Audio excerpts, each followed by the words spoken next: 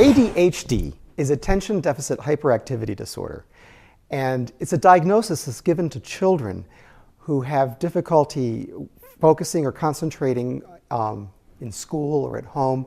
They fidget in their chairs. They have a lot of extraneous movements with their bodies. These children oftentimes have some conduct issues that go along with it. And generally, they are hard to get their attention and to keep them on task.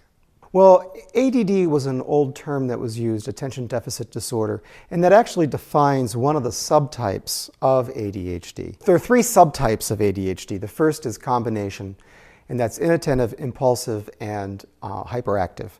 And so when you're looking at hyperactivity, it's hyperactivity of a child running around the room, not sitting down in his chair. Inattentive is looking out the window, maybe watching a squirrel instead of paying attention when it's going on the chalkboard. The impulsivity would be a child shooting his hand up in the middle of class and speaking out of turn without the teacher calling on him. So those are the type of issues that a teacher would notice, and combination tends to be actually more typical. There are two other subsets. It's impulsivity and hyperactivity. And with that subset, that child actually is able to pay attention. So they are focusing, but what happens is they become impulsive. They shoot their hands up, they talk before they're supposed to in class. They're the kid that runs around on the schoolyard quite a bit, might get into some trouble, pushing other children, speaking out of turn, things like that. Now, the third subset is inattentive. And with inattentive, these people don't have the extraneous movements with their bodies. They are not impulsive, but what they're doing is they're sitting there daydreaming the whole time. Many times the child will sit there and just sort of daydream and drift off or look out the window.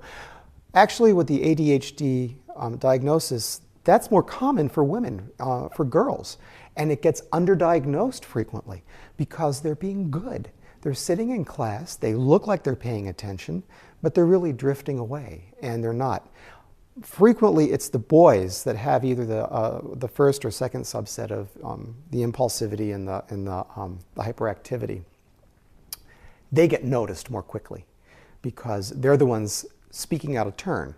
They get the teacher's attention. They're the ones that get dragged down to the principal's office or to the nurse's office or sent to a therapist for some kind of diagnosis. So they get picked up a lot more frequently. What are some of the signs that I would look for if my child had ADHD? You look for a child who's having difficulty at school. They are, the teacher is telling you that they're talking out of turn, they're hyperactive, that they're not getting their schoolwork done, that the child, you have a hard time getting them to follow through on a task. They're supposed to start with the instructions and they skip right to the end of it instead. It's very hard to diagnose a child, though, before the age of 6 because the 6-year-old children exhibit all these patterns. So it has to be something later on. And usually it's around the 4th grade where we can start noticing what child has ADHD. Sometimes people say it's overdiagnosed, and it might be about 3-4% of the population actually has ADHD. Frequently we will give diagnoses to people as a catch basin phrase. Oh, the kid has ADD or ADHD, but they really don't. There could be problems at home causing a child to act out in school. It could be problems on the schoolyard with some other kids. It could be a learning disability the child's having that causes them to act out in certain ways that appear to be like ADHD, but it actually isn't. So it's really important, if you suspect that your child has ADHD, is to take them to someone who can diagnose it, to a psychiatrist, a family therapist, a psychologist, some licensed professional who is able to diagnose ADHD and sit down with it. Now, the only way to really diagnose ADHD at this time is by interaction and by interviewing the child, talking to parents and teachers, and observation. There's some exciting work going on right now with magnetic brain imaging that is showing some promise for diagnosing ADHD, actually with a test like that.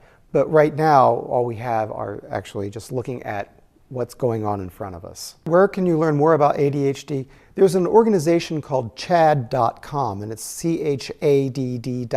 They are a wealth of information for people on ADHD. And if you suspect that your child or your spouse or someone that you know has it, you might stop there first to take a look at their information.